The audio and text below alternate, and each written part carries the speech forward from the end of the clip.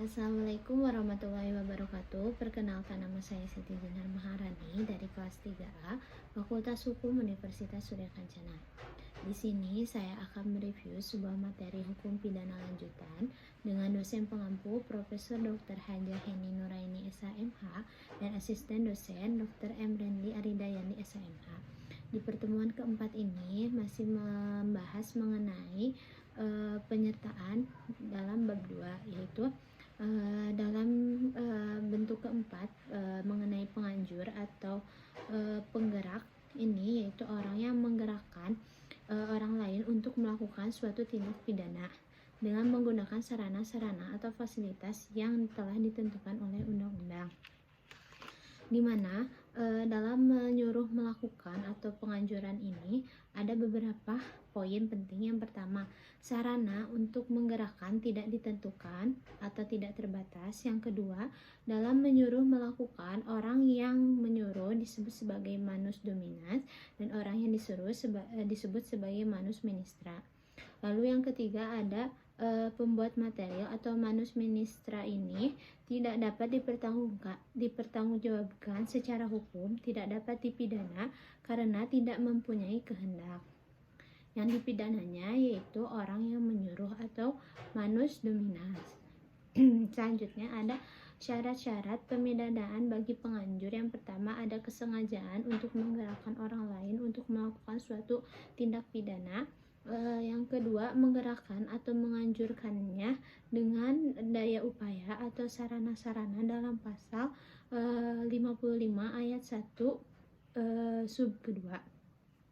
Lalu yang ketiga ada pembuat material tersebut dapat dipertanggungjawabkan secara hukum atau dapat dipidana. Lalu yang selanjutnya ada bentuk kelima, di mana bentuk kelima ini diatur dalam pasal 56 KUHP. Bentuk kelima ini yaitu membantu melakukan, di mana yang diatur dalam pasal 56 KUHP yaitu dalam pembantu ini atau membantu melakukan ini ada dua bentuk. Yang pertama, pada saat kejahatan dilakukan, dalam hal ini tidak dapat ditentukan bentuknya secara limitatif dalam undang-undang. Yang kedua ada sebelum kejahatan dilakukan. Dalam hal ini undang-undang memberikan batasan atau limitatif, yaitu berupa memberikan kesempatan, sarana, dan keterangan. Pertanggungjawaban pembantu ini, KUHP mengatur pidana untuk pembantu adalah lebih ringan daripada si pelaku. Ini sesuai dengan pasal 57 ayat 1 dan pasal 57 ayat 2. Di mana diantaranya yang pertama ada maksimum pidana pokok merupakan 15 tahun penjara, atau itu jika pidananya merupakan hukuman mati atau hukuman berat.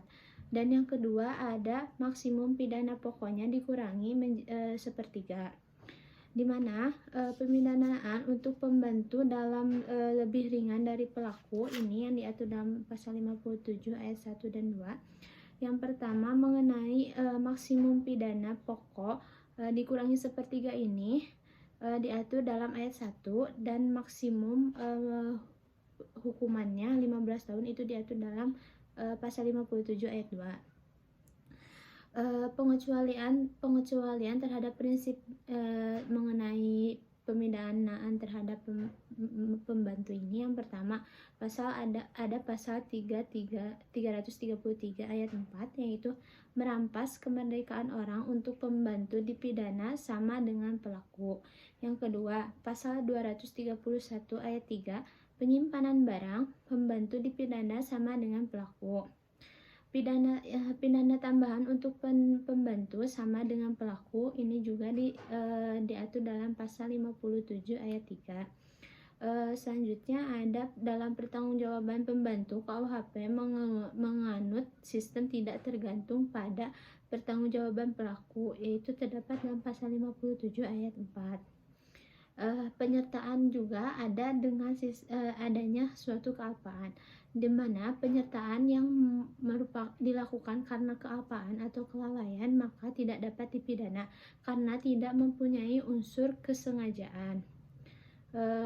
Salah satu contohnya Misalnya A memberi gunting kepada B yang katanya mau menggunting kain, namun ternyata digunakan oleh B untuk membunuh atau melakukan suatu kejahatan, di mana A ini tidak dapat dimintai pertanggungjawaban pidana karena itu ada unsur kelalaian atau kealpaan. Mungkin sekian yang dapat saya sampaikan, kurang dan lebihnya mohon dimaafkan. Wassalamualaikum warahmatullahi wabarakatuh.